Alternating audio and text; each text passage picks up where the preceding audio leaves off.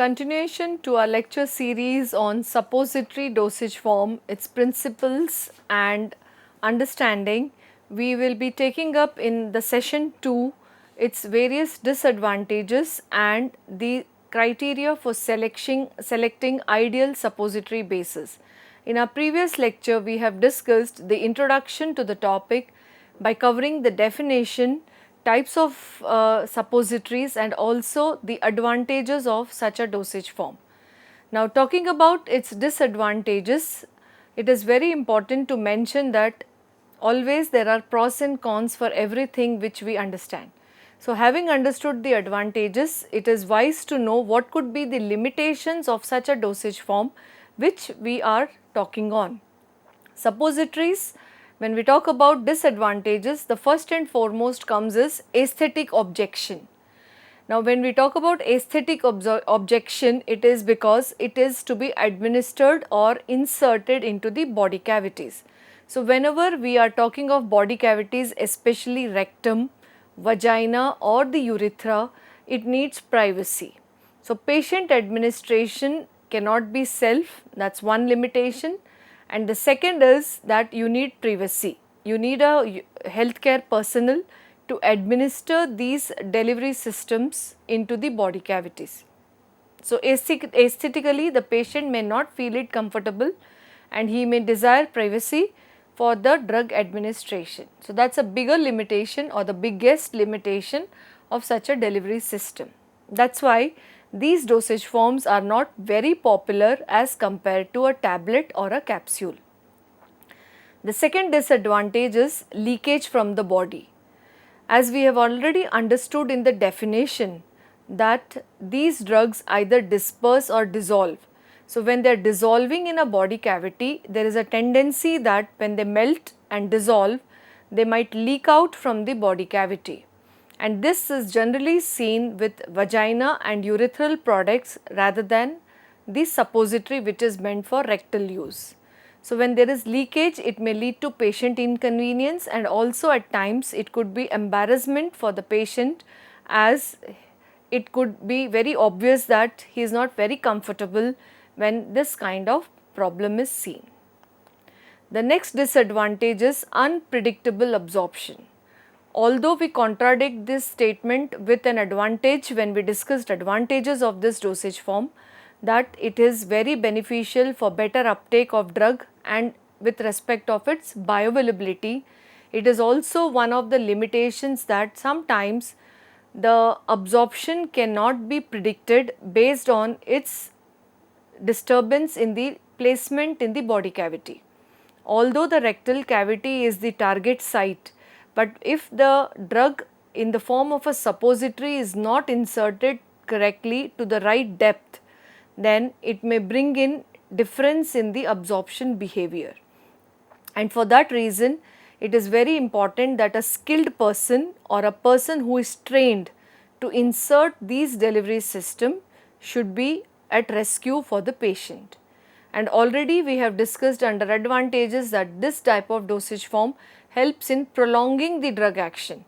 Now, when we talk about prolonging the drug action, there could be one side effect or one drawback, that when it is held in the body cavity for so long, it may also lead to discomfort to the patient, it may cause irritation and at times this may cause dehydration effect.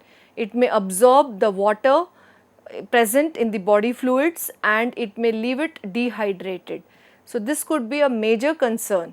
So, when the drug is incorporated into a suppository base, one should understand that these kind of limitations are not going to hamper the therapy for which it is intended to be formulated. The other disadvantage which one should remember is mucosal damage. Rectal area is covered by a mucosal membrane. Now, mucosal membranes are sensitive. We find mucosal membrane also in our GIT lining. So, that is why when the pH drops or the pH increases and the acidity increases, our mucosal lining of the stomach gets disturbed, eroded and leads to ulcers. In the similar fashion, even in the rectal area, the mucosal damage should not be overlooked. Now, repeated administration of drugs which are meant for local action. Now, in case a patient gets habituated to take anesthetic suppositories or for constipation suppositories, then these may cause mucosal damage in the rectal area. So, one should be wise that a suppository is not recommended for self administration, and suppository is the only alternate route of choice when the doctor prescribes it.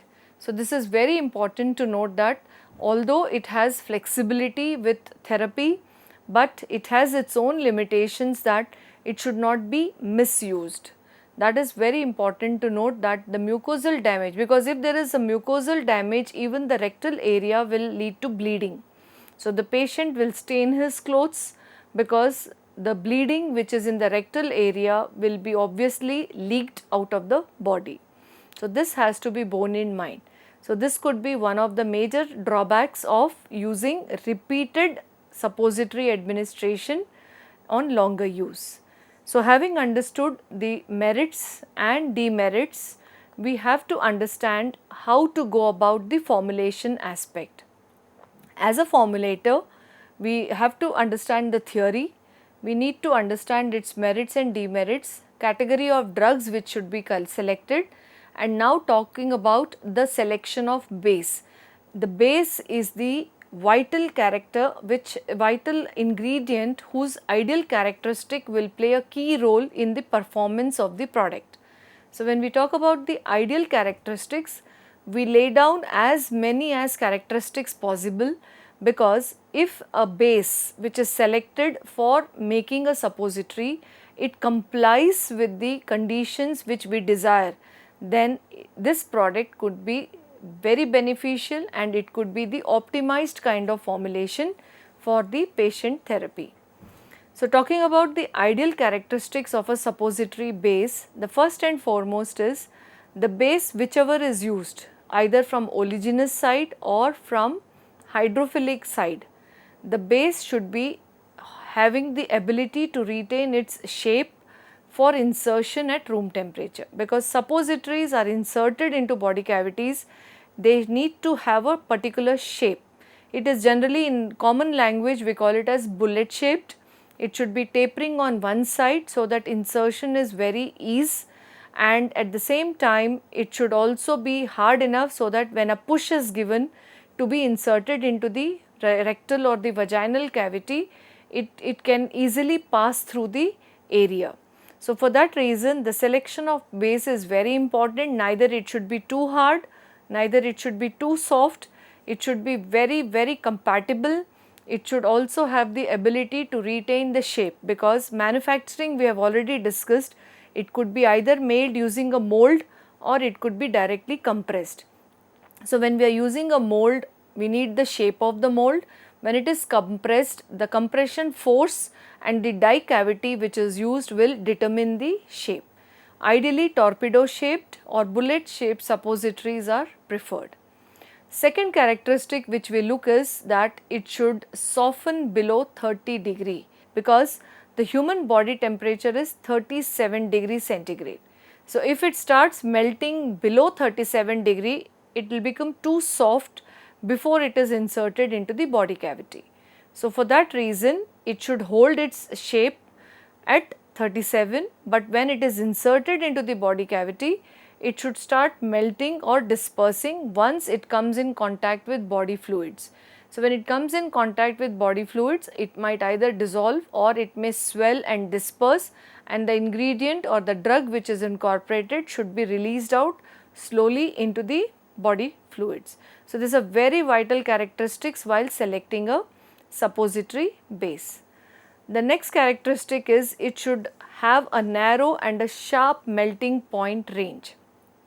This indicates that when it is slightly heated, it should melt, and when it is cooled, it should solidify very fast. The reason being that if a drug has to be incorporated into a base, the melting point range should be narrow. If it is broader, then the drug might settle down. Uniform distribution or dispersion of drug within the base may not be possible. So, in order to have a uniformity in the product, this is a very important prerequisite, that a base which is selected should have a narrow and a sharp melting point. This is very important to have a stable formulation and a uniform distribution of drug within the suppository. So, this becomes the prime important characteristic which a base on selection should impart to the product. The next characteristic is it should permit easy incorporation of drug into it. As already discussed, the drug can be either dispersed or it could be solubilized. So, the compatibility parameter of the drug and the base should be considered with lot of care. If the drug is getting dispersed, the dispersion should look uniform and the product should not lose out its aesthetic appeal. And also at the same time, if the drug is getting dissolved, the dissolution should be faster, uniform, and also on solidification it should not show patches.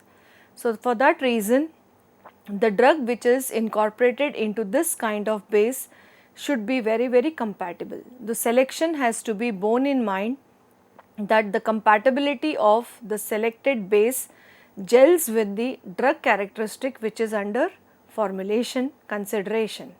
Next concept with respect to ideal characteristic is it should be easy to remove from the mold without sticking to the mold.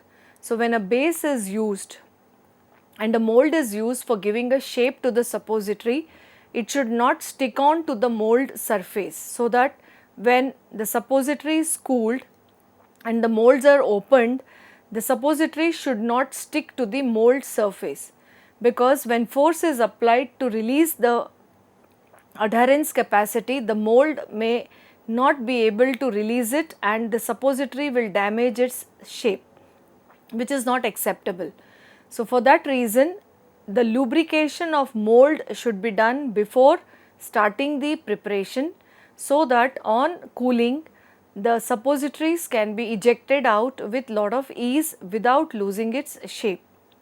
So, that is also one more characteristic a base should be imparting in the product when it is selected. The next ideal quality which a base should show is it should be physico-chemically stable. A product is manufactured not for use immediately but for its stability during its shelf life. Any pharmaceutical product which is manufactured should have a broader shelf life, because cost is involved and lot of efforts go into making a formulation. So, when the product is made based on a base which is very prime in case of suppositories, the stability aspect of the base also is at consideration. The base physico-chemical stability parameter is important, so that with variation in the climatic conditions, whether the temperature is low or high, the base should not lose out its characteristic, like neither it should melt nor it should shrink, so that the drug which is incorporated into the base uniformly should not show variation in its appearance, size or shape. In order to hold on the product's parameters, the selection of base is based on having the stable physico-chemical aspects. This could be one of the prime consideration which a formulator should keep in mind. Talking about the next ideal qualities, it should be showing good manufacturing properties. Any base which is selected, or in general any excipient which we select in the preparation or the manufacturing of a pharmaceutical product, whether be suppository, it should be important that it should have purpose which is more than one. Now, if a base is selected only to hold the drug, apart from that it is ideal that the base which is selected should also improvise the wetting property, the emulsifying property, and also should have high water number. I would like to quote an example here. Now, let us talk about a drug which is of category 2 or BCS classification 2. As we all know, BCS class 2 refers to low solubility drugs and high permeability drugs. So, when a drug has low solubility, this could be a challenge that even though we are formulating into a dosage form, the drug may not come out of the dosage form when it comes in contact with the body fluids, because it has less solubility.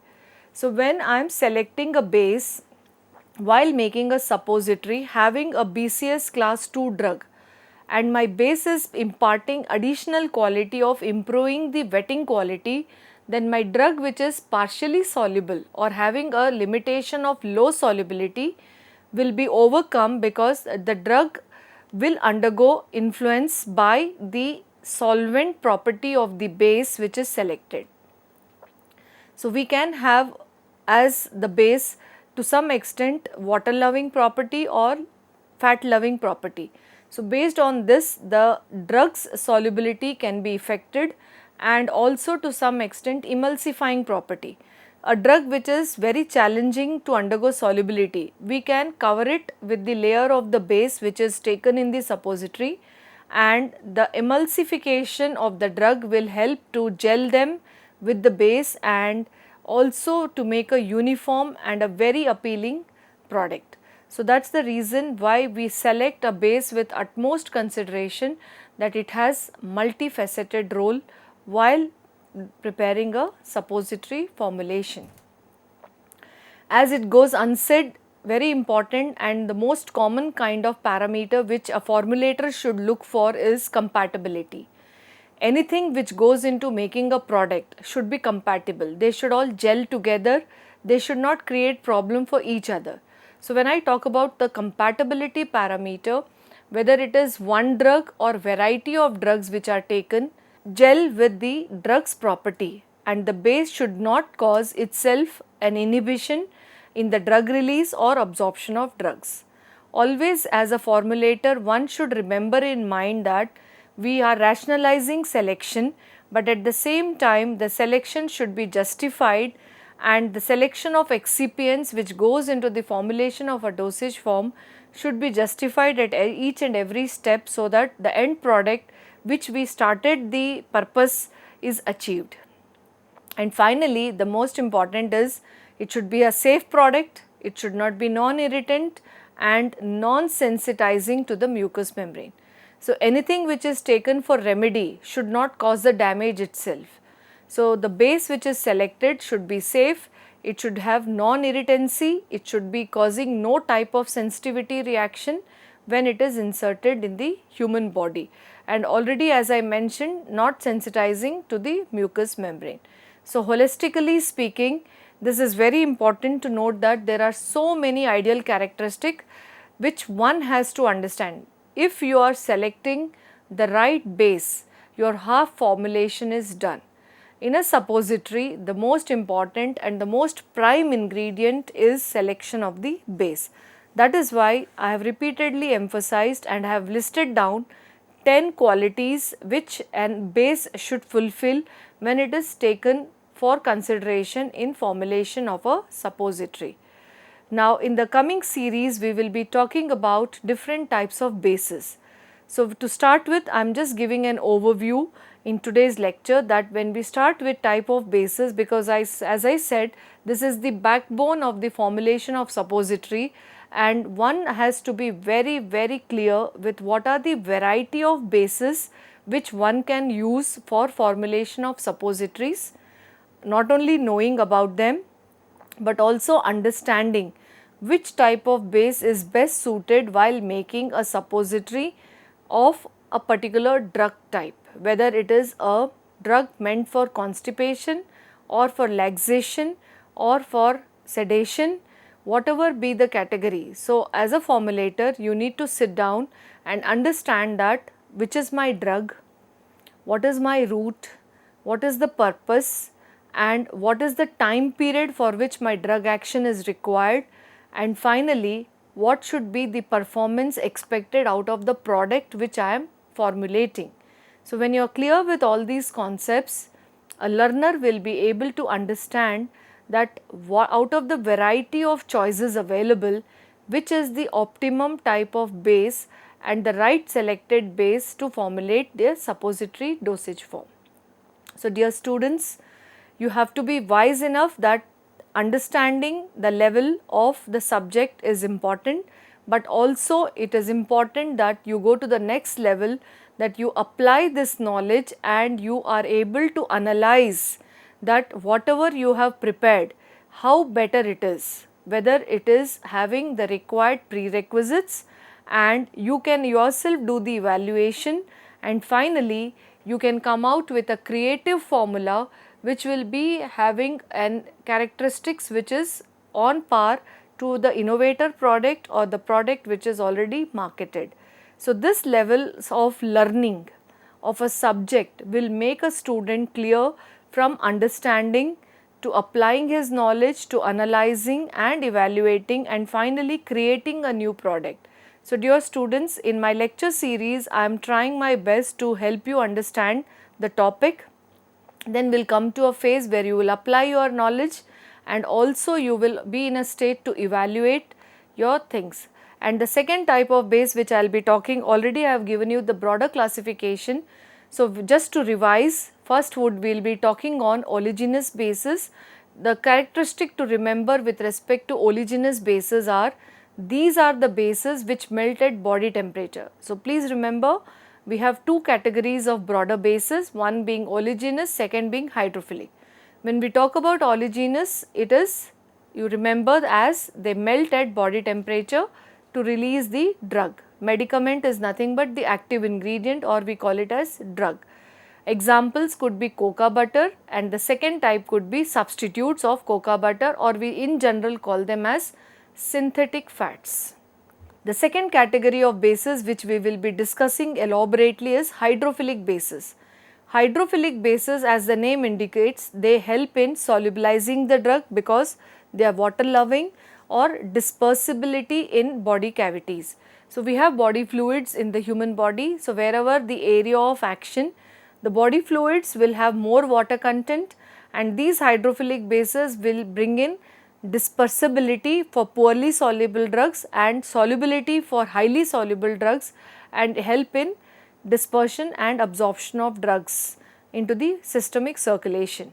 Under this we will be talking with two categories, water soluble bases. For example, you have in market also, which we will be learning, glycerogelatin or gelatoglycerins type of suppositories. Second being soap based glycerine macrogol bases. So, these are three different classes. First, gelatoglycerin using gelatin and glycerin combination.